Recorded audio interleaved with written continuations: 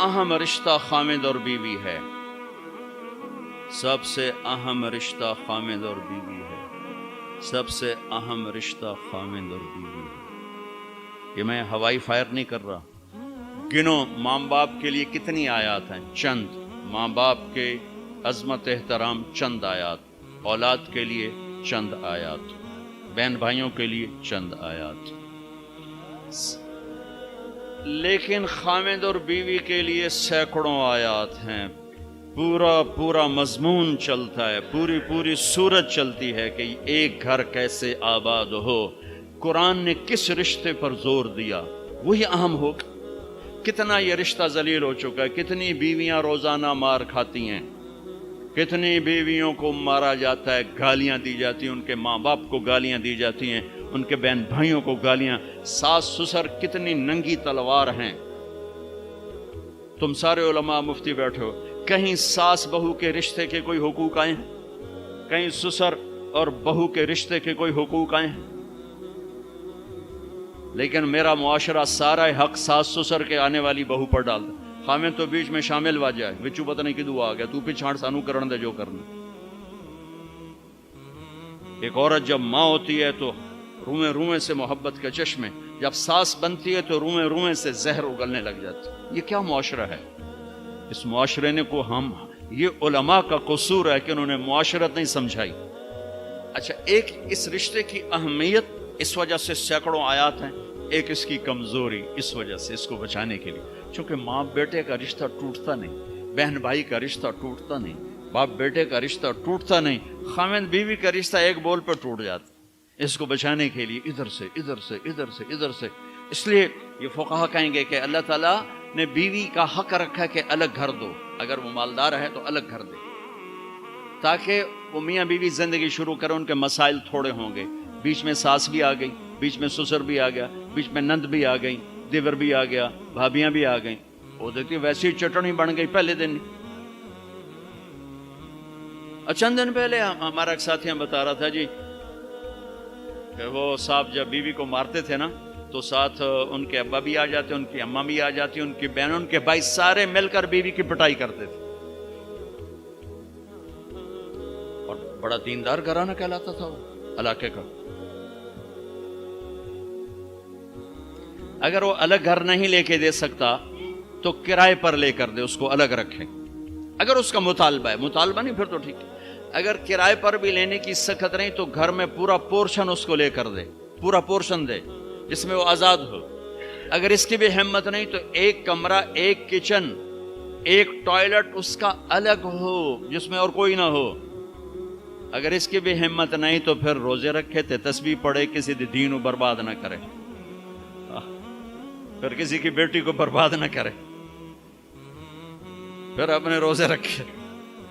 یا معاشر الشباب من استطاع منکم الباءۃ فلیعفل وان لم یستطع فعلیہ بالصیام، پھر روزے رکھو، تسبیح پڑھو، کسی کی بیٹی کو برباد نہ کرو۔ یہ بہت خوبصورت رشتہ ہے، لیکن جوائنٹ فیملی سسٹم نے اسے تباہ کر کے رکھ دیا۔ جوائنٹ فیملی سسٹم بہت اچھا، مشترکہ نظام زندگی بہت اچھا تھا جب ایک دوسرے کے حقوق کا پتہ تھا، اب حقوق کا نہیں پتہ، لہذا ادھر سے آگ، ادھر سے آگ، ادھر سے آگ، ادھر سے آگ۔ میں سر درد کا مریض ہوں، تھوڑی تھکاوٹ شروع ہو جاتا، فاقہ شروع ہو جاتا، تو میں روزے رکھنے کے لیے مری چلا جاتا ہوں کہ بھئی چلو کوئی ٹھنڈک، روزے کا لمبا ہونا اور ٹھنڈک شاید اس کو کچھ وہ بیلنس کر دیتا ہے، تو میں کچھ 3-4 روزے پھر بھی چھوٹ جاتے ہیں لیکن اکثر پورے ہو جاتے ہیں۔ تو بھربن میں وہاں ایک جگہ میں ٹھہرتا ہوں، تو عصر کے بعد میں تھوڑا بیان کرتا ہوں معاشرت پر۔ تو پہلی دفعہ جب میں وہاں ٹھہرا تو 8ویں دن امام مسجد کی بیوی آئی ہمارے پاس، میری بیگم کے پاس، کہ جی بیگم صاحب، میں نے آپ کا اور مولانا کا شکریہ ادا کرنا ہے کہ آج میری زندگی کا پہلا ہفتہ ہے میرے خامد نے مجھے مارا نہیں، پہلا ہفتہ۔ امام مسجد، امام مصلی پہ کھڑے ہونے والے، کہا پہلا زندگی کا ہفتہ ہے میرے خامد نے مجھے مارا نہیں، ورنہ میری ہر دوسرے دن پٹائی ہوتی تھی، اور 10वें दिन इमाम साहब खुद आ गए, कहा मौलाना साहब हमें पता ही नहीं था जिंदगी कैसे गुजार, हमारे जो माहौल में था हम वही कर रहे थे। कहा मेरे बहनों ने मेरी बहन की एक दफा टांग तोड़ी, एक दफा बाजू तोड़ा, और आलिम दीन है, आलिम दीन है, हमें किसी ने ये बताया नहीं था। हमने जिंदगी में पहली दफा ये बातें आपके मुंह से सुनी कि जिंदगी कैसे गुजार। औरत पर मर्द का एतमाद, कितने लोग हैं बीवियों के रोजाना मोबाइल चेक कर रहे होते हैं, किधर कॉल की थी, क्या मैसेज आया था, उन्हें शरीफ जादियों को बर्बाद करके रख। और कितनी औरतें हैं जो अपने खामदों का मोबाइल ढूंढ रही होती हैं, वो सो जाते हैं, मोबाइल चेक करती हैं, कहीं कहाँ फोन किए, क्या मैसेज आए। इस बदएतमादी ने कितने घर उजाड़ दिए। अभी एक तलाक हुई है मेरी अपनी फैमिली में, अभी तलाक हुई, कि उस कमबख्त को इतना शक था कि मुत्तकी तरीन बच्ची को उसने तलाक दे दी। शक। शैतान को क्यों खामिद और बीवी का झगड़ा सबसे ज्यादा पसंद है कि छांव हट गई और अगली नस्ल तबाह हो गई। शैतान रोजाना कचहरी लगाता है, पूछता है आज क्या किया, कोई कुछ कहता है, कोई कुछ कहता है, सबको ठंडा जवाब देता है, ठीक। एक शैतान खड़े होकर कहता है हुजूर मैंने मियां बीवी को लड़ाया, तो कम वक्त अपनी ऐसी यूं उछलता है, तू है जो करके आया है, आजा। उसको गले लगाता है, उसको अपने पास बैठाता है, कहता है ये है वो काम। क्यों? कि इसने छांव हटा दी, इसने नींद उजाड़ दी, इसने बारिशों को रोक दिया। क्या होगा? जमीन बंजर, नींदें बर्बाद, एतमाद खत्म, नस्ल बर्बाद। क्यों तलाक को सबसे ज्यादा बदतरीन हलाल कहा? क्यों मेरे नबी ने फरमाया अली तलाक से बचना। इमाम गजाली की रिवायत है कि जिसकी बीवी बदतमीज और उसने सब्र किया, जिसकी बीवी बदतमीज और उसने सब्र किया, तो उसे वो अजर मिलेगा जो नूह अलैहिस्सलाम और लूत अलैहिस्सलाम को मिला। जिसका खामिद बदतमीज और उसकी बीवी ने सब्र किया, तो उसे वो अजर मिलेगा जो हजरत आसिया को फिरौन की ज़ौजियत में मिला। अरब के माहौल में बीवी से इजहार मोहब्बत किसी सरदार के लिए ऐब था, ऐब। माशूक के लिए इजहार मोहब्बत फख्र था, उसके लिए शेर व शायरी फख्र था। लेकिन मुझे बीवी से प्यार है, ये मौत। माहौल ऐसा है कि बीवी से इजहार मोहब्बत ऐब है और माशूक से इजहार मोहब्बत फख्र है। इस माहौल में मेरे नबी मस्जिद नबवी में हैं और आपके गिर्द मजमा है, और एक शख्स पूछता है या रसूल अल्लाह मन अहब्बुन नास इलैक।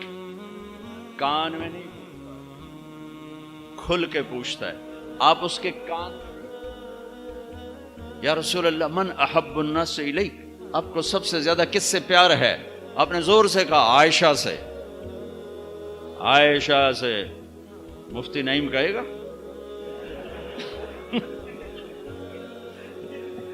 आपने कहा आयशा से, वो तो हिल गए, ये क्या हुआ? उन्होंने सवाल बदला, या रसूल अल्लाह मेरा मतलब था मिनर रिजाल, मैं वो नहीं पूछ रहा, मैं पूछ रहा हूं मर्दों में किससे प्यार है। तो मेरे नबी ने नबज देख ली कि इसको हजम नहीं हुआ, तो अब आपने कहना था अबू बकर, तो आपने कहा आयशा के अब्बा से।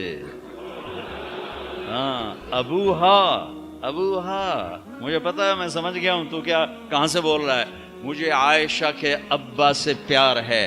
ये हदीसें पढ़ाने की थी कि जब इस बच्चे की शादी होती उसे पता हो मुझे किसी की बेटी को लेके कैसे चलना है। मेरे नबी हजरत आयशा को लुकमे बना के खिलाते थे। कोई इजहार इश्क था, अल्लाह की कसम इजहार तालीम थी। सिखाया कि जिंदगी गुजारनी कैसे। उनको आटा गूंद के देते थे, चूंकि अभी शुरू में उनको आटा गूंदना नहीं आता था, तो आटा गूंद के देते थे। और अरब बड़ी बड़ी बोटियां पकाते थे, तो हजरत आयशा बोटी उठा के ऐसे नोचती और फिर रख देती, तो अल्लाह के नबी बोटी उठाकर जहां से हजरत आयशा ने नोचा होता था वहां से नोच के दिखा के खाते थे। मेरे रब की कसम इजहार ये हमें तालीम दी है कि जिंदगी कैसे गुजारें। फिर बड़े बड़े प्याले होते थे पानी पीने के, छोटे गिलास नहीं। छोटा गिलास तो बुखल की निशानी, अब तो और छोटे हो गए कि कप को गिलास बना दिया। तो बड़े बड़े गिलास होते थे, तो अम्मा आयशा रज़ी अल्लाह पानी पी रहे हैं, रख दिया। मेरे नबी उठाकर जहां हजरत आयशा के होंठ लगे होते थे वहां होंठ रख के पानी पीते थे। صرف تعلیم. جس ہستی نے اللہ کو آنکھوں سے دیکھ لیا ہو اس کو کسی چیز کی رغبت ہو سکتی ہے؟ جنت بھول جائے گی جب اللہ اپنا دیدار کرائیں گے، اب پردہ پوشی فرمائیں گے تو کہیں گے یا اللہ جنت نہیں چاہیے، تو چاہیے، بس تجھے دیکھتے رہیں، بیٹھے رہیں تصور جانا کیے ہوئے از لذت دیدارش، خسرو چتواں گفتن سر دادن و جان دادن نہ دیدہ رخ یارے. امیر خسرو کہہ رہے ہیں کہ یا اللہ بن دیکھے تیرے لیے لوگ سولیوں پہ چڑھ گئے، آروں سے چر گئے، چھروں سے کٹ گئے، بن دیکھے تیرے عشق میں جب تجھے دیکھیں گے تو کیا حال ہوگا. از لذت دیدارش خسرو چتواں گفتن سر دادن و جان دادن نہ دیدہ رخ یار. تو جس ہستی نے اللہ کو دیکھا ہو ان کے لیے عورتوں کی کیا رغبت ہے؟ یہ صرف سکھانا.